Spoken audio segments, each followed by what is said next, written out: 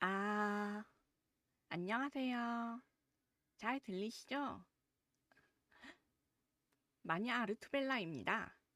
자, 오늘은 예술가 박물관, 저번에 제프치님과 했던 합방에서 조금 더 이어서 재미있는 이야기를 하기 위해서 가져왔습니다. 안녕하세요, 해님. 어서 오세요. 카드가 돌아간다. 네, 제 로딩 화면입니다. 방송을 시작하기 전에 보여드리는 화면이에요. 자, 그러면 잘 들리시는 것 같으니까 이제 방송을 시작하도록 하겠습니다. 네. 자, PPT가 어디 있더라? 오랜만에 와서 그런가 마이크가 낮은 기분? 그래요? 목소리 크기 때문인가?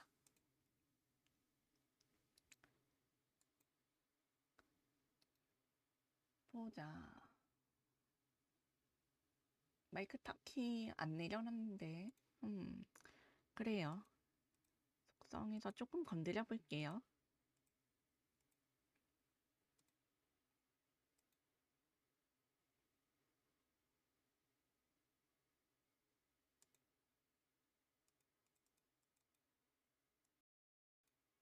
음, 그래요?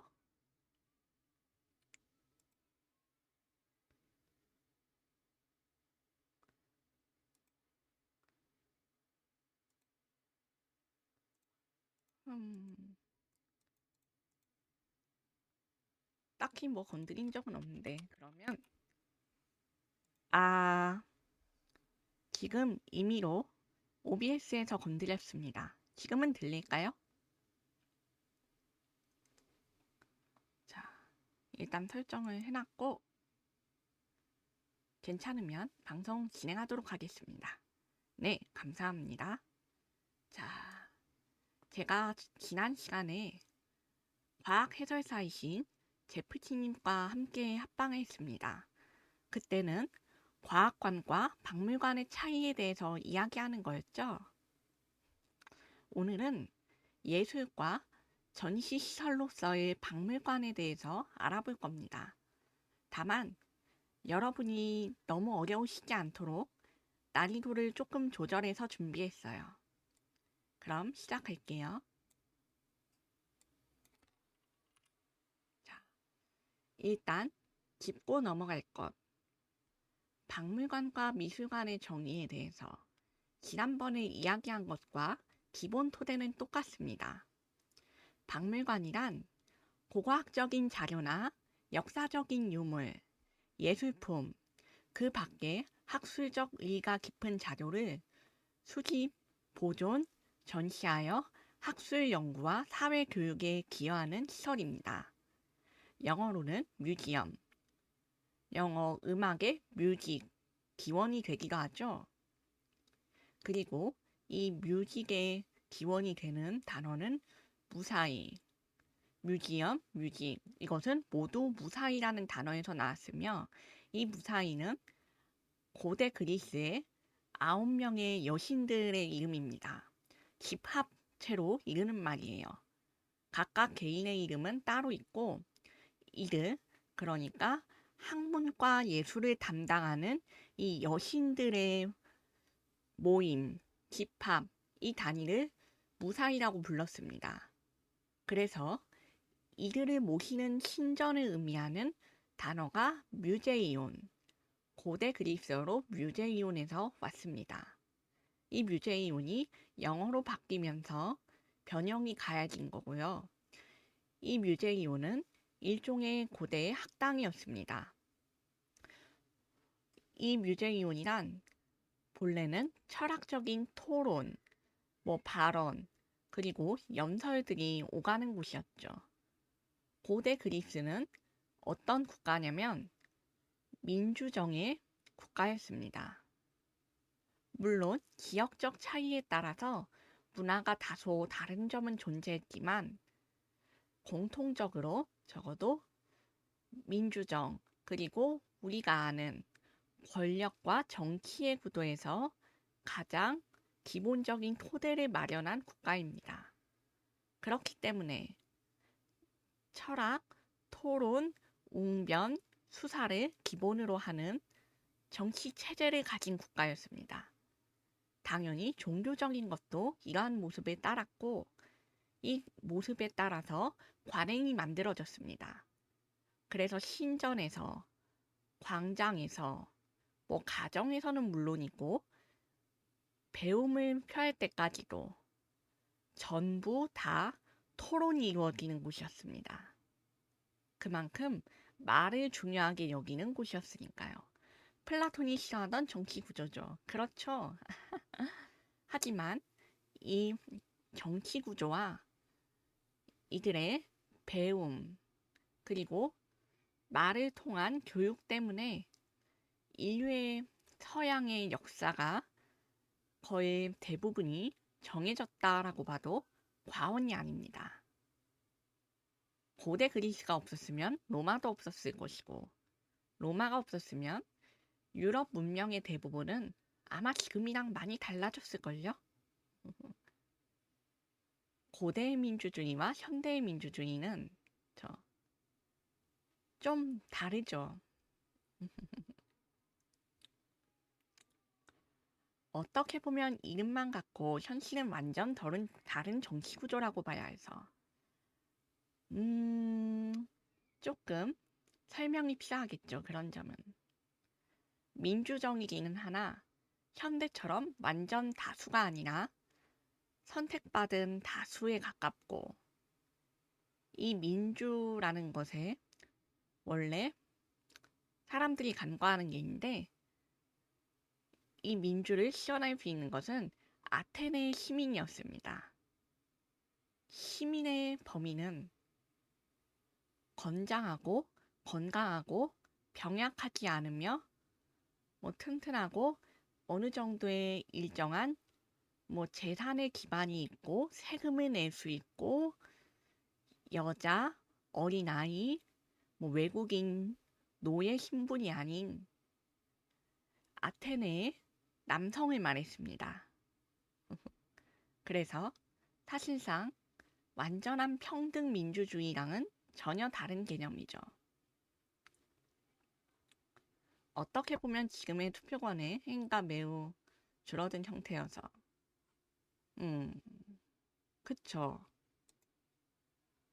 관료주의나 엘리트주의에 더 가까운 형태의 민주주의나 사실 관료주의나 엘리트주의 자체랑은 다른데 애매하긴 하거든요. 하지만 어쨌든 배움을 통해서 일정한 조건을 충족하고 기준을 만족하는 자만이 시민으로 인정받을 수 있다라는 개념에서는 그렇겠죠. 어쨌든 자 이것을 통해서 설명했습니다만 이 토대를 통해서 발전을 해서 나온 것이 현재 박물관을 가리키는 뮤지엄이라는 단어의 근간이란 거죠. 뮤제이온이 뮤즈의 자리라고 했으니까요. 그렇다면 자 여기서 다음으로 넘어가면 더 중요한 것이 있습니다. 우선 이 무사이라는 존재들에 대해서예요. 일단 박물관은 현재 교육, 연구, 향유의 목적으로 인류와 그 환경에 관한 유무형의 유산을 획득하고 보존, 연구, 소통, 전시함으로써 사회와 사회의 발전을 위해 봉사하는 대중에게 개방된 비영리적이고 영속적인 기관을 말합니다. 이것이 국제박물관 협회의 규정입니다. 현재. 이 박물관 협회의 규정은 생각보다 엄격해서 미국에서는 훨씬 더 엄격한 형태를 갖추고 있습니다. 우리나라에서는 이 박물관이 규정에 맞고 뭐 사업자의 형태에 일단 등록은 해야 돼요. 왜냐? 비영리적인 기관이지만 어쨌든 기업 혹은 법인 이런 형태를 가지고 종속하며 운영을 하기 때문에 등록을 해놔야 하고요. 거기 규모를 지정을 하고 정부에게 지원을 받죠. 그렇다면 미국에서는 어떻게 하냐? 이 박물관으로 등록을 할 때 일정한 조건을 갖춰야 합니다. 우리도 갖추는데 저쪽은 아예 박물관이라고 지정을 해서 등록하고 정부의 지원을 받으려면 일정한 재산 이상의 것을 사용을 해야 돼요. 사회에 환원을 해야 된다. 이 박물관을 통해서 그리고 개인이 짓는 곳이라면 사업을 통해서 사회의 한 50% 정도는 환원 기부를 한 사람이어야 하고 그리고 이 사업을 통해서 수익을 얻지 않음을 증명해야 하고 이거를 다 제출을 해야 해요. 서류로. 그리고 이 박물관이라는 것을 통해서 어떠한 정치, 사상, 이념을 드러내지 않음을 맹세해야 합니다. 이것을 인류 보편적인 가치로 지향을 하기 위해서지 어떠한 형태만으로서 고정해서 이렇게 나누기 위함이 아니다 라는 맹세를 해야 돼요. 비영리적이면 박물관은 입장료가 불가한 시설이어야 하는 건가? 아니요. 정확하게는 이 물건을 통해서 전시품을 판매하는 형태가 아니어야 하는 거죠. 저번에 말씀드렸듯이 박물관과 아트 갤러리, 화廊의 차이가 뭐냐? 전시품을 판매한다, 판매하지 않는다의 차이였습니다. 박물관의 본질적인 형태는 이 전시품을 보존하고 수집, 관리해서 대중에게 공개하는 것이 있기 때문입니다. 이것이 박물관의 의무죠. 관람료는 받아도 된다는 의미군요. 안 받으면 지속할 수가 없어요. 대부분의 경우에 정부, 국가, 기업에서 많이들 이 박물관을 지원하는 형태를 취하고 있습니다만 그럼에도 사람들 월급은 줘야 하고 외주는 해야 하고 이 관리 인력은 보존을 해야겠죠. 그렇기 때문에 이것을 시설을 유지하기 위한 형태로서 관람료라는 제스처를 취하는 겁니다. 그렇죠. 자, 그 다음으로 넘어가 보면 제가 아까 설명한 무사히 박물관의 단어 뮤제이온에서 온 것.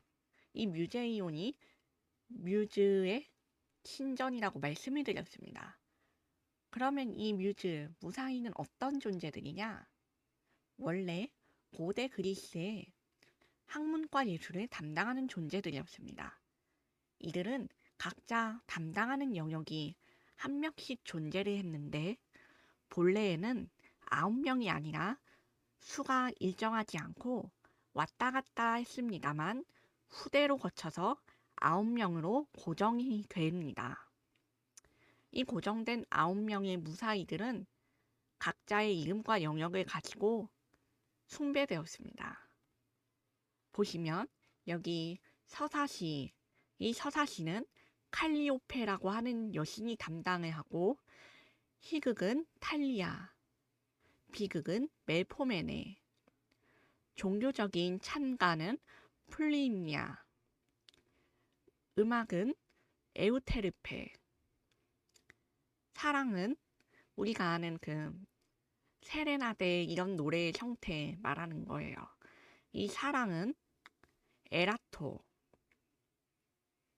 그리고 무용과 합창은 테르프시코레, 이 테르프시코레라는 여신이 상당히 유명합니다. 가끔 언급이 되죠. 이 테르프시코레하고 이제 역사를 담당하는 그리고 천문학을 담당하는 클레이오와 우라니아. 이들은 각자 자신의 영역에서 숭배를 받으며 예술가들에게 영감을 주는 존재로 여겨졌습니다. 말하자면 예술을 담당하는 거죠. 그리고 여기 이 여인들뿐만이 아니라 가운데에 그려져 있는 것은 누구죠? 다들 쉽게 아실 수 있다시피 아폴론입니다. 고대 그리스의 태양의 신 아폴론. 머리에는 월계관을 쓰고 황금빛 옷을 걸치고 리라를 들고 있는 것. 이게 아폴론의 모습이죠. 왜 다 같이 그려져 있느냐? 아폴론 또한 예술의 신으로 숭배받았기 때문입니다. 아폴론은 음악과 궁술과 의술과 기의 광명을 담당했죠. 태양신 아폴론의 성격은 상당히 복잡합니다. 밝은 것, 좋은 것, 모든 좋은 것들은 다 가져다 주시는 분, 그 정도의 인식으로 받아들여졌고요. 그래서 이 아폴론과 뮤즈가 어울려서 같이 숭배되었습니다. 그래서 이 아폴론 찬가라고 부르는 파트가 있는데 이 파트에 무사히 뮤즈들이 이 아폴론의 리라에 맞추어서 같이 합주를 하거나 춤을 춘다고 합니다. 그래서 이 무사히 뮤즈들이 그리고 아폴론이 예술의 영역을 담당으로써 상당히 중요한 존재로 여겨졌고요. 이 기원이 고대의 의식이 종교적인 모습이 관념으로 자리를 잡으면서 우리에게 현대의 예술의 모습을 취하고 있는 겁니다. 자, 다음으로 넘어가 봅시다. 자, 지난 시간에 전시시설로서 현대의 모습을 위주로 한 박물관과 미술관을 보여드렸습니다. 제가 찍어왔던 사진이 국립중앙박물관, 한국의 가장 큰 박물관이죠. 그렇다면 이 고대로서 온 박물관과 전시관, 이 전시시설로서의 개념은 어떻게 발전이 되어 왔을까요? 이 전시시설로서의 개념은 놀랍게도 중세부터 존재했습니다. 산업혁명이 등장하고 기계가 등장하고 부가 생겨나고 계급제가 혼란스러워지면서 부르주아들이 나타나고 그런 말씀을 드렸습니다. 그래서 이 시기에 많이 발전을 했다고. 그러면 그전에는 이런 문화가 없었을까요? 아닙니다. 이러한 문화는 산업혁명이 오기 전부터 존재를 했습니다. 그렇다면 어떻게 존재했느냐? 중세시대 때부터 십자군 원정, 여러 가지 사건들이 있고 또 귀족의 문화가 있잖아요. 그러면 이들은 자신들의 비싸고 좋은 진귀한 아름다운 미를 추구하는 수집품을 소장하고 가까운 사람들과 즐겨서 문화예술을 했습니다. 십자군 전쟁이 왜 들어가냐면 십자군 전쟁이나 교력, 교류처럼 이렇게 다른 문화가 섞이고 들어오고 발전하는 그런 역사적 사건들이 해당하기 때문입니다. 그래서 다른 나라, 다른 국가에서 약탈, 전쟁, 정복 등을 통해서 가져온 물건들이 이때 전시가 되기도 하고 무역과 교류로 가져온 정당한 거래로 이루어진 물품들이 전시되기도 하죠. 자, 그리고 이것들이 발전해서 전시시설이라고 처음부터 부르지는 않았을 겁니다. 당연히. 그렇다면 이것들을 무엇이라고 불렀을까요? 국가가 발전하고 상공업과 무역, 새로운 부유계층이 성장하고 세속적인 귀중품에 대한 관심이 증가하고 예술에 대한 관심이 증가하는 시절. 그러면 뭐가 만들어진다? 예술에 대한 후원이 만들어진다. 이 후원이 만들어지면 이것에 대한 결과물이 나오겠죠. 그래서 이탈리아 베네치의 메디치 가문이 바로 이 대표적인 후원과 방을 만든 사람들의 예시입니다. 여기 캐비닛 오브 시큐리티, 신기한 물건의 캐비닛. 자, 이 캐비닛이 오늘날 현대에는 가구라고 부르죠. 캐비닛, 가구, 무언가를 담는 것.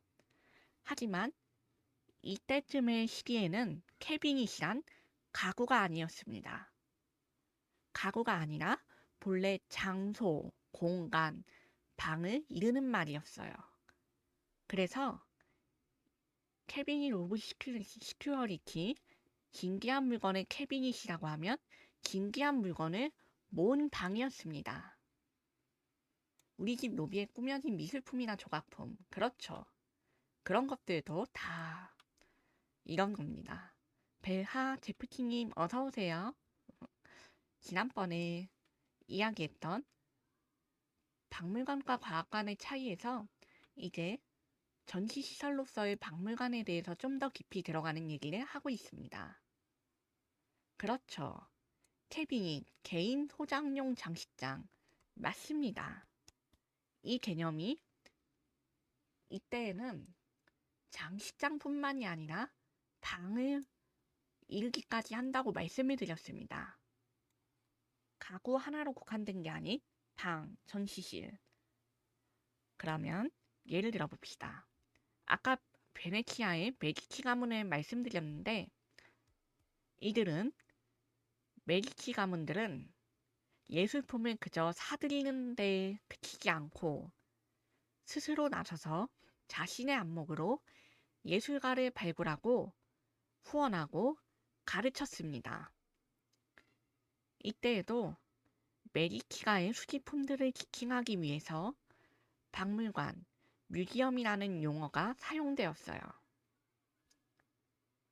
이 메디치 가문을 본받아서 다른 군주들, 귀족들, 이런 사람들이 이 방이라는 개념을 애용하기 시작하는데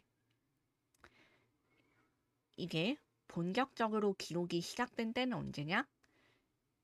15세기, 16세기부터입니다. 자, 여기엔 제가 16세기라고 말씀을 드렸는데 왜냐하면 공개적인 출판물로서의 기록은 16세기, 방, 장소로서의 기록은 15세기에 남아있기 때문입니다. 그러면 여기에 전시되는 것들이 무엇이냐? 이것을 설명해 보자면, 자, 16세기부터는 이 캐비닛 오브 시큐리티, 이게 나폴리, 영국, 독일 등 각 유럽에서 등장했습니다. 그래서 유럽의 상인 계층과 귀족들, 아까 말했던 귀족들뿐만 아니라 누가 이거를 수집을 한다? 과학자들이 수집을 하기 시작한다. 자, 지금까지는 귀족들의 전유물이었고 부가 발달하며 상인들이 이것을 공유하기 시작했고 이제 여기서 나아가서 목적성을 띈 과학자들이 여기에 개입을 하기 시작했습니다. 그러면 이 전시실로서의 성격도 달라집니다.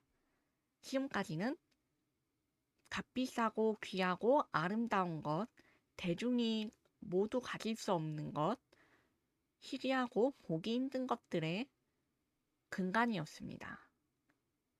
그러면 과학자들이 들어가기 시작하면서부터 어떻게 발전을 하느냐? 이때부터는 자연사적이고 기기학적이고 민속학적, 고고학, 종교, 역사, 예술, 그리고 고대 유물에 이르기까지 분류가 되는 전시실들이 만들어지기 시작합니다. 이것이 바로 박물관의 전신이자 모태가 되는 수집 공간의 개념입니다. 왜 이런 일이 벌어졌느냐? 자, 귀족들과 상인들은 수집가의 특성을 띄었습니다.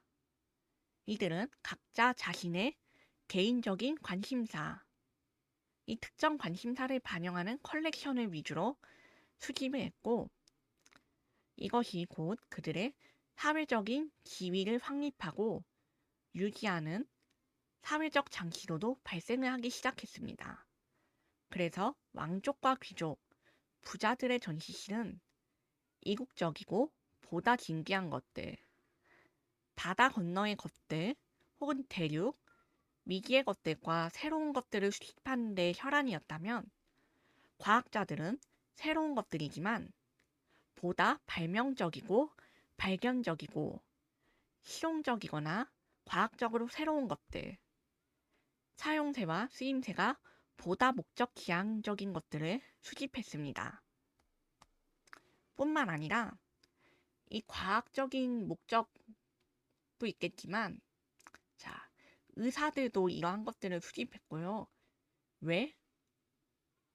표본의 개념이 만들어졌기 때문입니다. 자, 그 전까지는 그냥 사냥을 해서 동물을 잡고 죽이고 가죽, 뼈 이런 걸로 공예품을 만들고 그랬어요.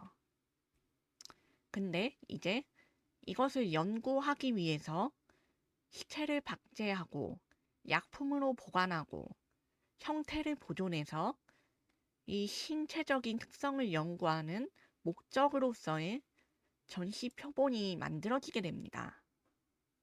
그래서 이 표본의 개념은 과학과 의학을 넘나들며 이들에게 애용되었어요. 그리고 이 표본은 때로 과시하기 위한 미용품으로도 사용이 돼서, 우리가 서양의 배경으로 한 영화를 보면, 자, 어떻습니까? 사무실, 높은 사람의 사무실, 어느 정도 사회적 위치가 있는 사람의 공간을 나타내기 위해서 접대실, 응접실에 보면은, 아이고, 동물의 박제들, 뭐가 있습니까? 사자 가죽, 이 가죽들을 걸쳐서 가구 위에 늘어놓는다던가, 동물의 머리만 잘라서 벽에다가 박제를 한다든가, 이때 사자, 술록, 사슴, 양 이런 많은 짐승들이 목만 잘려서 박제가 된 후에 이 보존 형태로 전시가 되었습니다. 신기하고 이상한 것들, 우리가 보기에 낯설고 때로는 꺼림칙하게 느껴질 수 있는 것들, 머리들을 이제 잘라다가 모아놓고 박제하는 건, 그리고 뿔로 장식을 하는 것, 가장 대표적인 예시가 뭐죠? 코끼리의 상아로 만든 장식품입니다. 비싸요, 이거. 하얗고 물렁물렁하고 다른 원석이나 광석에 비해서 세공을 하기가 쉽기 때문에 값비싼 장식품으로 기능했습니다. 뿔술잔, 맞습니다. 상아도 뿔술잔으로 많이 만들어졌죠. 그래서 이때 희생된 것이 코끼리의 상아, 바다표범의 송곳니, 일각고래의 뿔, 이런 것들입니다. 그래서 이런 것들로 장식을 했잖아요. 재력가의 방이라고 하면 미술품, 예술품, 도자기, 유리 세공품 등이 등장하기도 하지만, 이러한 이형의 것을 보여줄 때에는 이런 것들을 장식품으로 만든다.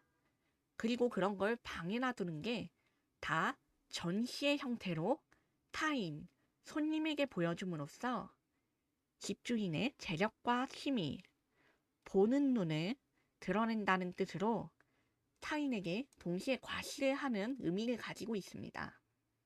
그렇죠. 당구공이나 피아노 건반까지도 상하라서 엄청난 부의 과시인 것이죠. 사실 상하는 아까 말씀드렸듯이 굉장히 무른 편입니다.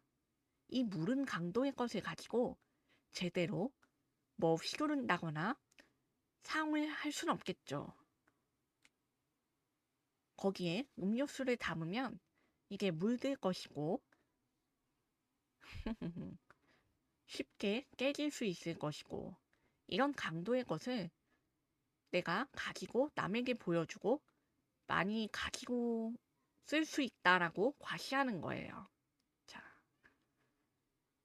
그러면 이런 과시품들이 자연히 어떤 현상을 부르게 되느냐?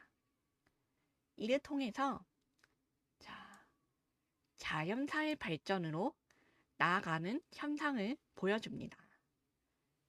자, 그래서 이렇게 바뀌는 게 짜잔, 자연사라는 책, 이 책에 실린 것이 이 사파입니다. 페란테 임페라토라는 사람이 쓴 책인데 나폴리에서 출간되었고 1599년에 나온 겁니다. 자, 이것은 무려 이 자연사라는 책의 저자가 직접 수집한 저자의 전시실입니다. 이 책을 쓴 사람이 만든 방이에요. 자, 이 판화를 보시면 실제로 전시되었다는 이 전시품들에 대한 묘사가 되어 있는데, 천장에 가장 눈에 띄게 보이는 악어, 옆으로 나열한 것들, 해산물, 뭐 불가사리, 개, 갑각류, 포유류 이런 동물들도 있고, 왼쪽은 파충류, 양서류도 있고, 오른쪽에는 여기 보시면 자 보이려나? 송곳니가 나 있는 바다 코끼리도 보입니다. 그래서 이 온갖 이형적이고 특이하고 이제 쉽게 볼 수 없는 이 짐승들은 다 있습니다. 왼쪽은 장식 같은 구조로 여기 보시면 서양의 장식장 형태죠. 잘 보이시죠? 그리고 오른쪽에 있는 것은 서재입니다. 서재. 요즘에 수장고에 가까운 형태로 만들어져 있는데요. 왼쪽에 장식장, 변, 선반처럼 구성해 놓은 뒤 여기에 있는 것들은 각종 자기들, 공간 안에 작은 병이나 조각품들, 그리고 표본들입니다. 보면 위에는 병들이고요. 이 안에는 벽에 붙은 표본들이에요. 그래서 이 수집품들을 넣어놨고, 보면 여기에는 식물도 있어요. 식물의 잎사귀는 여기에 나무가 있고, 이 새 표본들이 있습니다. 새와 나무, 바위 이런 자연 공간들을 작게 조성해 놓고 여기에 식물들을 함께 놓았어요. 위에 새와 동물들의 박제가 구성되어 있는 모습을 보시면 여기 잘 보이시나? 여기 있는 짐승은 꼬리가 있는 물개입니다. 자, 여기는 새, 여기도 새들이고 식물들, 여기는 물개. 잘 보여요? 다행이네요. 이쪽은 뭐 파충류, 양서류, 뭐 해양에 있는 온갖 산 것들, 여기 서재에도 보시면은 나뭇가지가 꽂혀 있습니다. 식물들은 여기저기 보관해 놨어요. 여기 암석도 있고요. 별의별 게 다 있습니다. 화석 종류도 있고요. 안녕하세요, 마녀수집가님. 어서 오세요. 벨하.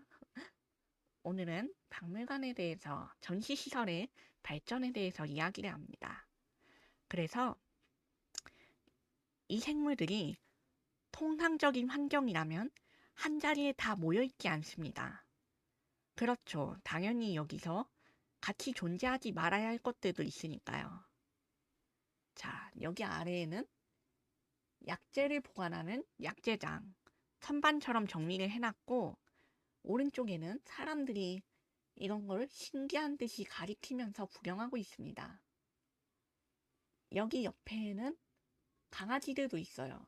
전시실을 뛰어다니고 있는 개들. 이 관람객들의 애완동물으로 유추가 됩니다. 그래서 여기 가운데, 아이고, 가운데를 보시면 이게 뭐다? 의자다. 훌륭한 전시실의 형태를 갖추고 있습니다. 개인의 그냥 일상적인 자기만이 누리는 공간이 아니라 사람들이 들어와서 보고 즐기고 앉아서 쉴 수도 있는 훌륭한 전시시설로서의 형태를 다한다. 현대의 전시실과 유사한 구조를 띠고 있습니다. 자, 그래서 저 15세기에 이어서 베를린 자연사 박물관에 보존되어 있는 여기 18세기 초 독일의 전통적인 산호 전시장이라는 전시품이 있습니다. 이것도 지금 보면은 사실 과학관과 좀 더 유사한 형태로 되어 있어요.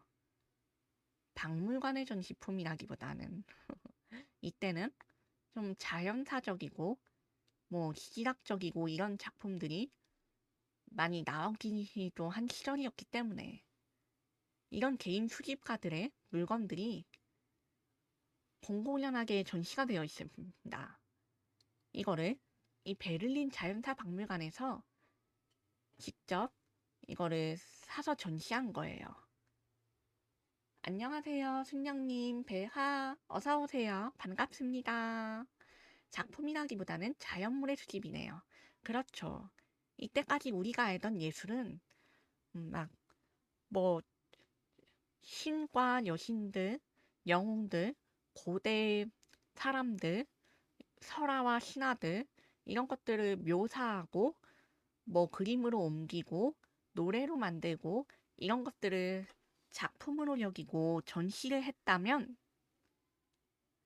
여기서부터는 자연적인 것들을 같이 다루기 시작했다는 겁니다. 그러면 이제 어떻게 되느냐? 원래 다루던 것이 예술이라고 했잖아요. 여기에 자연이 결합이 되죠. 우리는 실화와 설화, 자연의 결합과 연구를 상상할 수 있습니다. 자연을 생자로 그대로 보여준 맞습니다. 그리고 이 생으로 그대로 보여주는 것은 말하자면 이전까지는 없었던 생물에 대한 탐구심, 호기심을 의미하기도 합니다. 그래서 보시면 여기 스튜디오로 우리가 아는 스튜디오 단어에 그거 맞습니다. 이 스튜디오로라는 단어가 프란체스코 대공의 서재 이름으로 번역이 되는데 프란츠 프랑켄 2세라는 화가가 그린 이거는 1636년에 그렸습니다. 이 공간은 15세기 이 공간도 마찬가지로 15세기에 지어졌습니다. 1570년에서 72년에 완성된 건물이고요. 자, 이 화가는 플랑드르의 화가이자 프랑켄 가문의 사람입니다. 이 사람이 그린 이 스튜디오로 여기는 이탈리아 피렌체 팔라초 베키오라고 하는 시청의 건물에 있는 방이에요. 이 시청은 미켈란젤로가 만든 다비드 상의 복제품이 있는 시노리아 광장 근처에도 있고요. 이 건물의 작은 방에 있는 공간이 바로 프란체스코 대공 1세의 서재.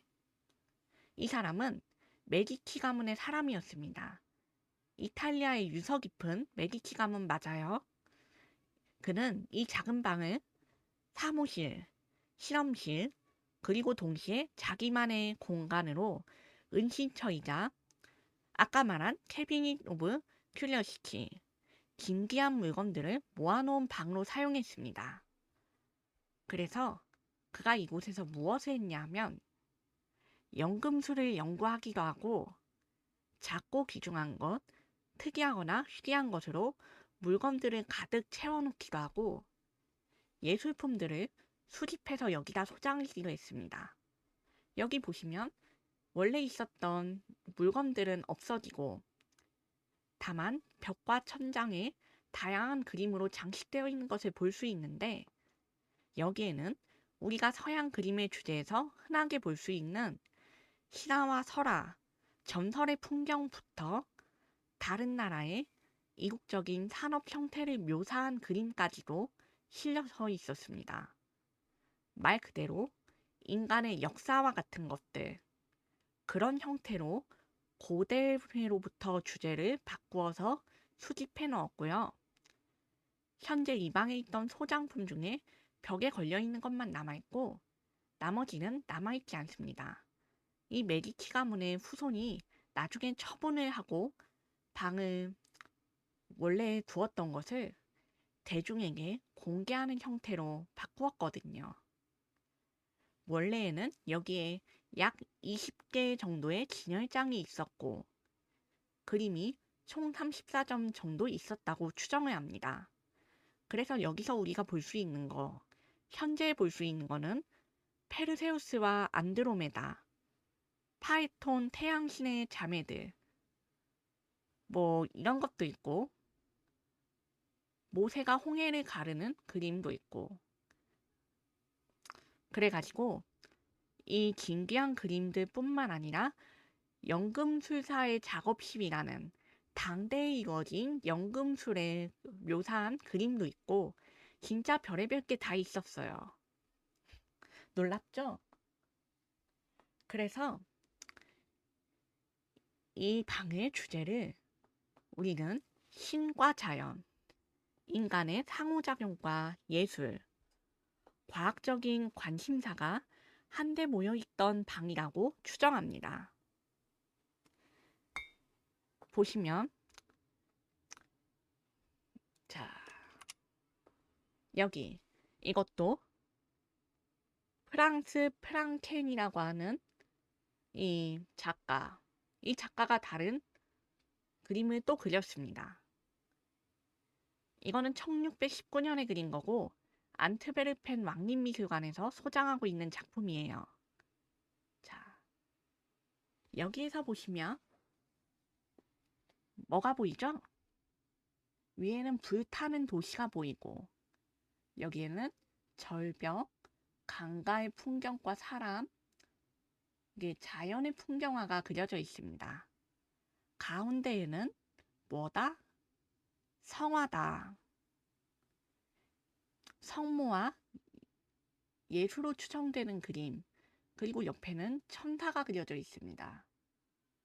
이 성화가 있고 아래에도 보시면은 아기 예수와 성모 그리고 동방박사들, 아기 예수를 찾아서 경배를 드리는 동방박사들을 그려낸 그림이 모사되어 있고 여기에는 천사에게 계시를 받는 성모 마리아가 그려져 있고 여기에는 일반적인 남자의 모습이 있고 왼쪽으로 보면 여인의 누드화가 있지요. 이런 식으로 여러 가지 다양한 주제들이 그려져 있는데 이 옆에는 꽃과 화병들, 코인들, 동전, 그리고 소라 껍데기와 화석과 보시면 세공품들, 각종 세공품들이 놓여져 있습니다. 오른쪽에는 깃털과 원석 조각들, 화병도 있죠. 이것들이 무엇을 뜻할까요?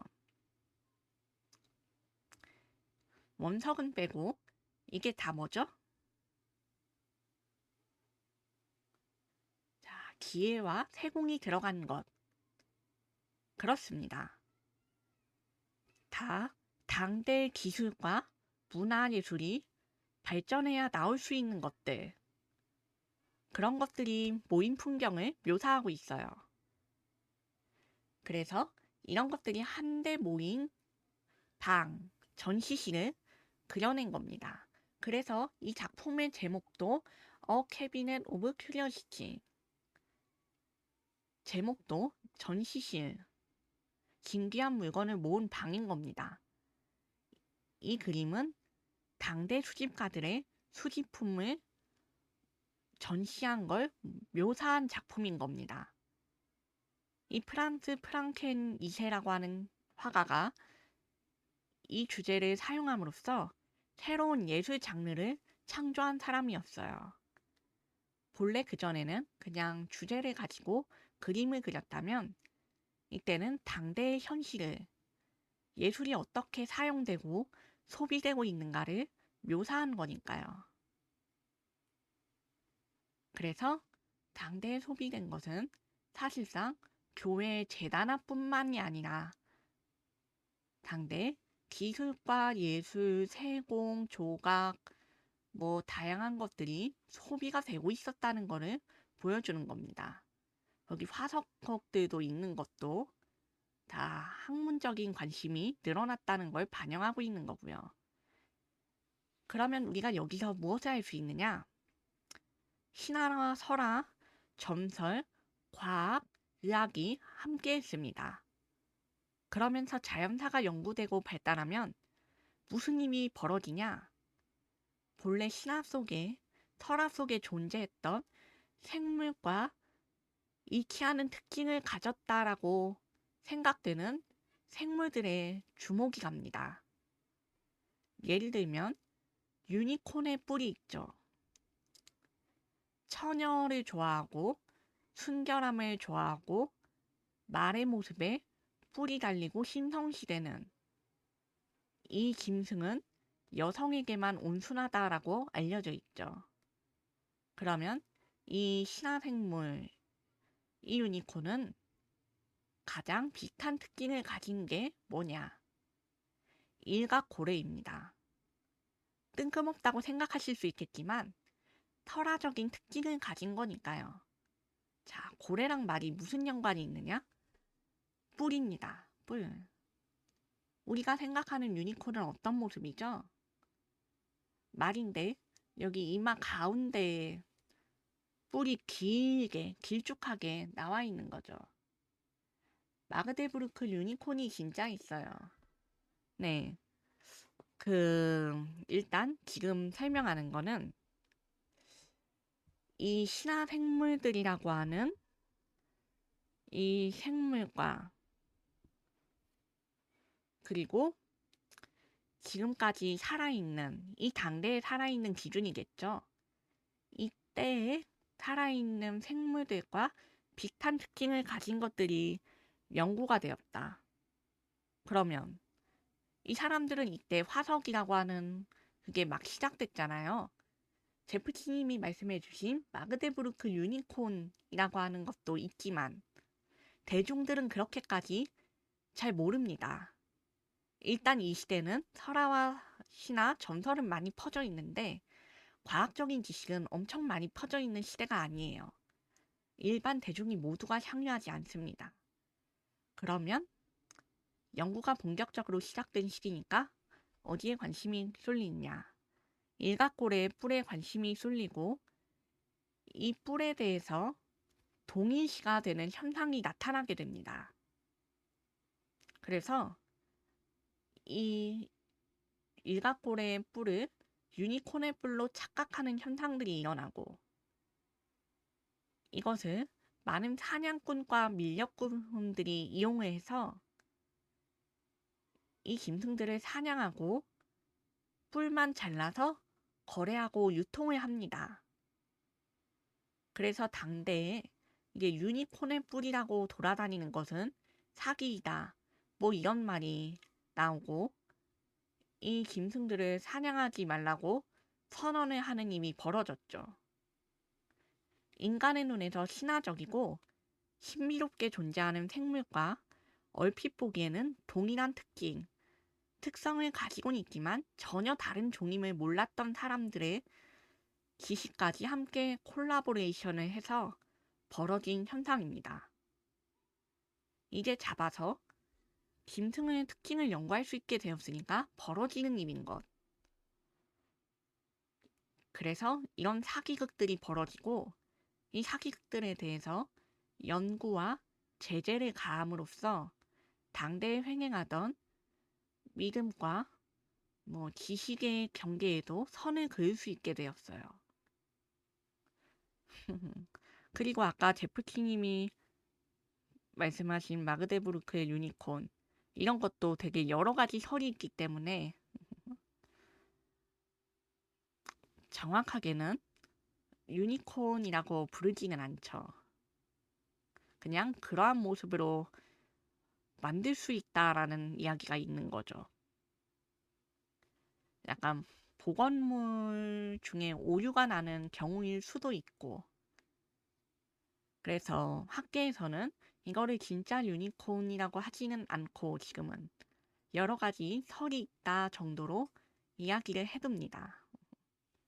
아무튼 이러한 식으로 당대의 기술과 예술과 자연, 지질학적인 이런 학문들이 결합을 하기 시작하면서 연구가 되고 과학도 발전할 수 있게 되었습니다. 자, 그러면 이제 이러했던 전시시설의 역사가 점차 어떻게 변하느냐? 이 뒤에는 쉽습니다. 저번에 제가 강의했듯이 이러한 전시의 역사를 지나서 이제 메디치 가문의 수집품을 모아놓는 박물관, 그리고 우피키 갤러리. 이 우피키 갤러리는 원래 토스카나 지역의 공작 코시모 1세에 의해서 착공된 우피키 궁을 갤러리로 꾸며서 만든 곳입니다. 그래서 거기는 고문서, 회화, 조각품, 소장품 전시를 하면서 일반 공개를 한 곳이에요. 이 일반 공개가 언제 되었냐? 1581년에 완공되었고 15세기에 전시를 시작을 했습니다. 그래서 이 우피키 갤러리는 정방형인 우리가 지금까지 봤던 케미과 달리 아예 긴 홀 형태로 이 무렵부터 갤러리라는 개념이 회화와 조각, 전시 공간을 의미하는 용어로 만들어졌습니다. 그리고 메디치 가문이 이 수집품들을 지칭하기 위해서 박물관이라는 용어를 사용했다고 했잖아요. 이때부터 원래는 뮤제이온, 장소, 공간으로서의 개념이 더 강했다면 이제부터는 포괄적인 영역에서 초점을 두었습니다. 중세부터 르네상스 시기의 변화를 통해서 소장품의 전시 공간이 출현을 했지만 제한된 소수만의 공간이었다가 이제 전시의 개념으로 나아가는 모습을 보여주었죠. 점점 많은 사람들에게 공개를 하는 모습으로 갔습니다.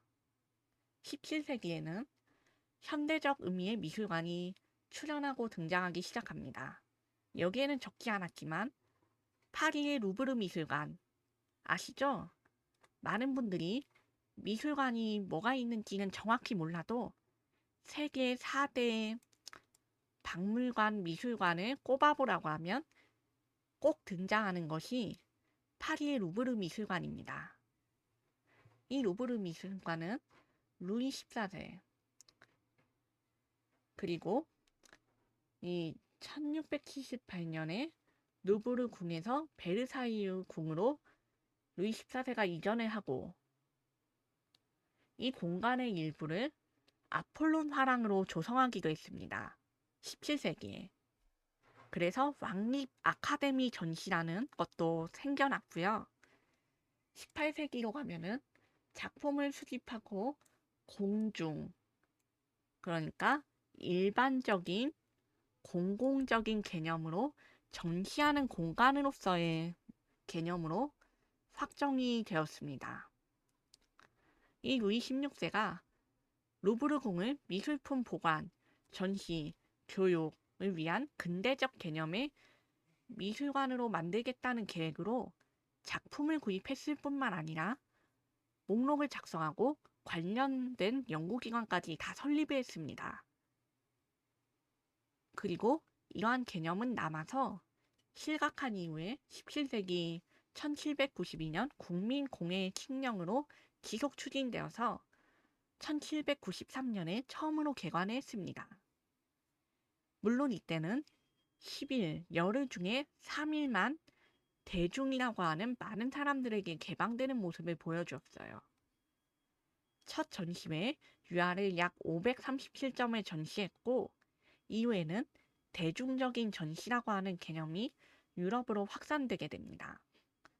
그래서 여기엔 안 적었지만 영국 박물관도 공공박물관을 표방하면서 1753년에 개관되었고 1759년에는 학구적이고 호기심 많은 대중의 개방이 되었습니다. 근데 이때도 극히 제한이 되어가지고 하루, 1일 2시간, 심지어 관람 인원을 30명 이내로 제한했습니다. 진짜 극히 제한적이죠? 저 우피키 갤러리, 아까 말했던 우피키궁을 바꾼 이곳도 1581년에 개관을 했지만 1765년에 대중에 본격적으로 개방을 한 겁니다. 그리고 18세기는 이렇게 바뀌고 19, 20세기로 넘어와서는 소장품을 소장하고 있는 대중에게 공개된 건물과 공간으로서의 의미가 다시 재확장됩니다. 메디치 가문에 의해서 건물보다는 전시품의 개념이 완성되었고 이제 시기가 지나서 다시 건물로 의미가 돌아온 겁니다. 근데 이제 대중성을 포함한 그리고 이제 또 시대가 지나 21세기 우리가 살고 있는 현대에는 개방형인 박물관이 등장합니다. 우리가 아는 전통적인 미술관과 박물관에서 벗어나 에코뮤지엄이라고 부르는 지역 고유의 문화와 유산을 그대로 살리는 형태의 박물관이 만들어지고 쉽게는 가상뮤지엄이 출시가 됩니다. 이 가상뮤지엄이 무엇이냐? 홈페이지, 인터넷 사이트를 통해서 진짜 박물관을 보는 것처럼 사진과 영상으로 꾸며진 가상 뮤지엄이 있고 사이버 뮤지엄, 가상 증강 현실, AR 시스템을 통해서 체험하는 박물관이 있습니다. 이거는 요즘 박물관에 직접 오지 못하는 사람들을 위해서 오늘날 박물관들이 직접 제공을 하기도 합니다. 이 AR 프로그램을 통해서 이 박물관 홈페이지를 들어가면 AR로 즐기실 수도 있고 저기 스팀 게임도 보면은 박물관, 미술관을 구경하는 게임들이 있습니다. 이것도 우리가 아는 현대 버튜버들이 많이 애용하는 VR 챗. VR 챗이 뭐죠? 가상현실을 통해서 이 가상의 장소, 공간, 캐릭터를 보여주고 이렇게 우리가 거기서 활동을 하는 거죠. 이 VR 챗 시스템을 통해서 이용을 하기도 합니다. 거기에도 미술관처럼 꾸며놓은 월드가 있어요. 예, 그거를 제가 나중에 다시 찾으면은 한번 트위터에서 알키를 해드리겠습니다. 이런 식으로 가상 증강 현실 혹은 VR 이런 개념을 통해서 현대에는 좀 더 많은 사람들이 쉽게 빠르게 접근할 수 있는 장소로서의 제한성이 사라진 박물관이 등장하게 됩니다. 어쌔신 크리드라는 역사 시뮬레이션이라던가 그런 거 있죠. 어쌔신 크리드는 심지어 프랑스 레미제라블 시기랑 많이 엮이기도 하잖아요. 그런 의미에서 많은 사람들이 그 어쌔신 크리드를 통해서 좀 그 시기에 사회와 변화, 역사에 관심을 갖게 되기도 했습니다. 그런 기능을 하고 있어요. 사실 많은 시도가 있고 역사 증강 현실이 박물관, 미술관들에서 만들었습니다만 일반인들은 잘 모르기도 하고 잘 애용되기도 않아요. 왜? 낯설거든요. 낯설고 이 미술품은 보통 신기하다라는 개념, 가치가 있으니까 직접 보고 싶어 하는 사람들이 더 많기도 합니다. 그만큼 가치 있는 거면 내가 스스로 경험해야지 이러시는 분들도 있고, 그리고 결국 가상이라는 것이기 때문에 꺼려하는 분들도 계세요. 하지만 이런 것들이 조금 더 발전해야 하면, 네, 저도 버튜버로서 이런 것을 보여드릴 수 있지 않나라고 생각을 합니다. 이런 역사, 미술, 문학, 과학, 뭐 이런 많은 학문들에 관심을 가지신 분들이 가상의 공간을 통해서, 그리고 이런 사이버를 통해서 저희 버튜버들과 방송인들의 해설을 가지고 좀 더 많은 체험과 경험을 하실 수 있도록 그런 서비스가 더 발전을 했으면 좋겠다는 바람이 있습니다. 아직은 이 인식이 보편적이지 않고 또 현업자들에게 굉장히 낯설기 때문에 아직 발전이 많이 되어 있지 않아요. 그래픽적으로, 3D적으로 이게 투자가 많이 안 되어 있죠. 그나마 해외 미술관 영어권에서는 이러한 프로그램을 제공하기도 합니다만 언어의 장벽으로 많이 접근을 못 하세요. 그래서 이러한 투자와 유치가 앞으로도 계속 필요한 이유와 가능성이 제기되고 있으니 발전을 할 것이라고 예상하고 있는 것이 현대 전시시설, 박물관으로서의 모습입니다. 개념은 앞으로도 점점 바뀔 것이고 나아갈 겁니다. 이전의 전시품과 장소의 개념이 그러했듯이 이제 많은 것들이 변화를 하겠죠. 자,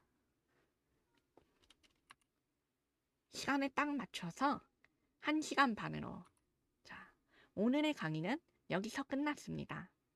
자, 그럼 궁금하신 것이 있으신가요?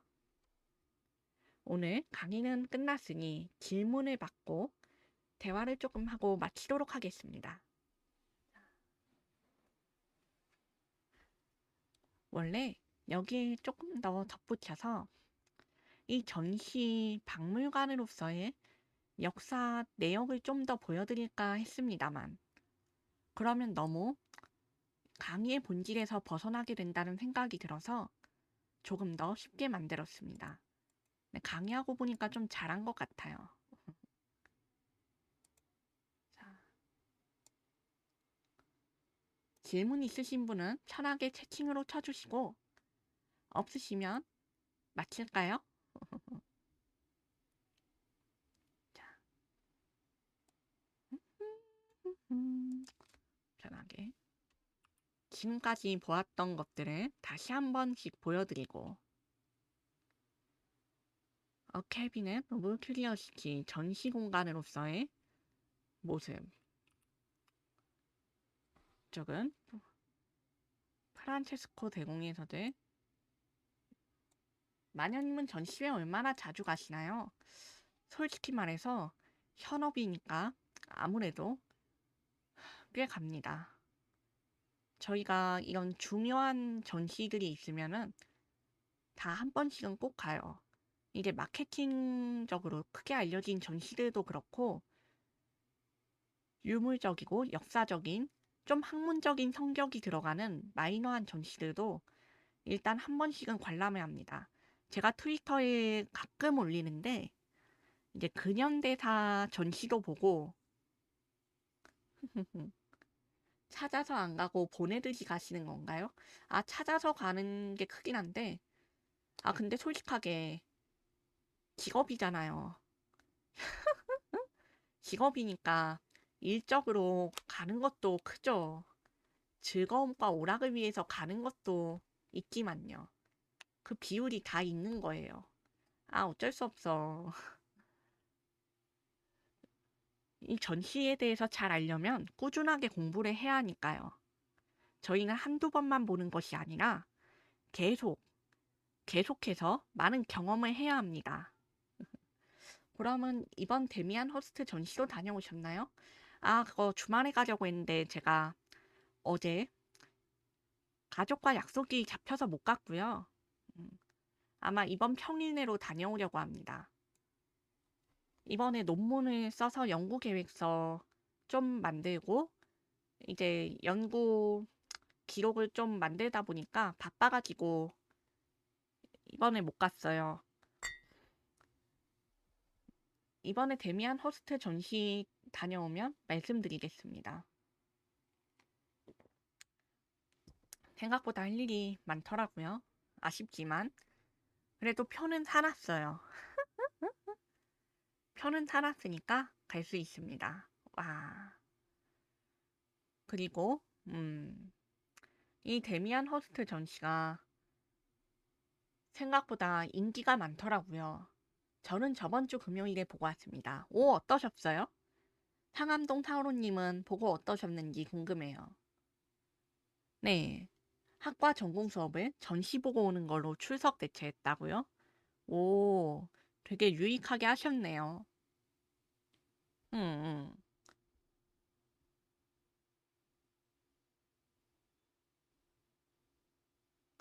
전반적으로? 궁금한데?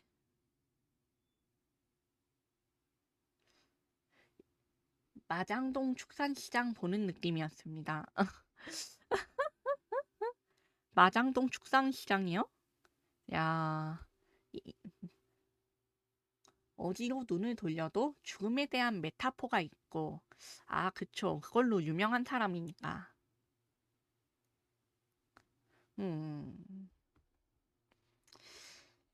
이 데미안 호스트라는 사람이 애초에 살짝 그쪽에 대한 개념을 많이 담았어요. 사용되는 것도 박제된 생물의 표본, 뭐 뼈, 그리고 보석 공예품 이런 것들을 죽음으로 형상화를 하다 보니까 건강 염려증인가 싶은 섹터도 있고,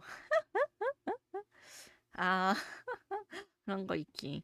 그 사람 해부학에도 관심이 많아서, 막 그런 요소들도 집어넣지 않아요? 상상도 못할 것들을 많이 넣더라고요. 예를 들면 보통 불경하다고 생각하거나 거기까지는 안 가도 좀 찝찝해할 것 같은 의미끼리 결합도 많이 시키고 그래서 나온 게 천사의 해부학 그거잖아요. 음,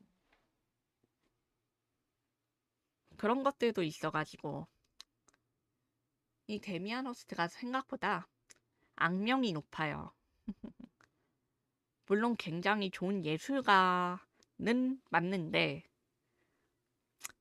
이 죽음에 대한 말하자면 거부감이 들 만한 것에 대한 직면을 정면으로 시켜버리고 관객에게 거부감이 드는 것을 승화를 시켜서 바꾸어서 빚어내 보이는 게 아니라 약간 본질 그 자체를 사용해서 하다 보니까 거부감 들어하는 사람들이 많아요. 사실 들만은 해. 메멘토몰이라는 개념에게 두 발이 달려서 걸어 다닌다면 데미안 허스트가 될 것 같습니다. 와, 진짜 좋은 평가다. 야, 저 이런 평가를 데미안 호스트에게 와, 대단한데? 상암동 사오로님, 지금 약간 좀 저희 방송에서 명언으로 남겨놔야 될 것 같아요. 지금 제가 그 말씀하신 걸 듣는데 진짜 꽤 데미안 호스트를 잘 요약해준 말이네. 아, 웃기다.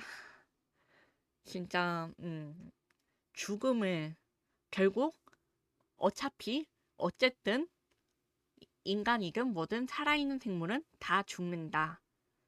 죽을 것임을 기억하라. 너가 한낱 필멸자임을 잊지 마라.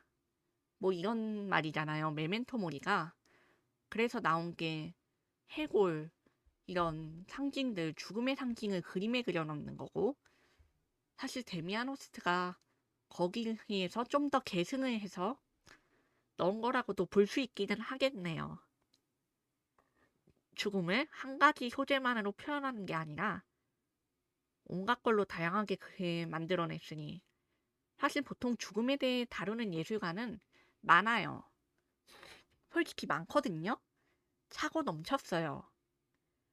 그런데 그럼에도 불구하고 데미안 허스트가 왜 사람들에게 각광을 받느냐라고 한다면, 죽음을, 그 본질적인 개념을 다양한 방식으로 인간에게 직면시키기 때문인 것이라고 할 수 있겠습니다.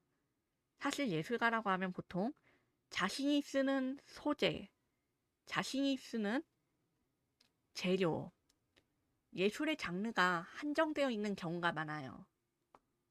누구는 그림만으로 표현하고, 누구는 조각만으로 표현하고, 누구는 현대 예술품만으로 표현하죠. 자기의 정체성을 고정시켜요. 그런데 데미안 허스트는 그렇지 않죠. 박제 표본도 쓰고, 보석 세공품도 쓰고, 조각도 쓰고, 별의별 거를 다 씁니다, 이 사람은. 그러니까 가장 위대한 예술가 중 한 명으로 꼽힐 수 있는 거예요. 가장 다양하고 다채롭고 예술적인 시도를 일관적이면서 상암동 타오르님이 지금 말씀하시는 것처럼 집착적으로, 예술가의 집착으로 다양한 것을 했기 때문에 이 사람이 현대의 가장 유명하고 어쩌면 거장이라는 평가까지 나오기도 하는 이 사람인 겁니다. 물론 상업예술로서도 상당히 성공을 했어요.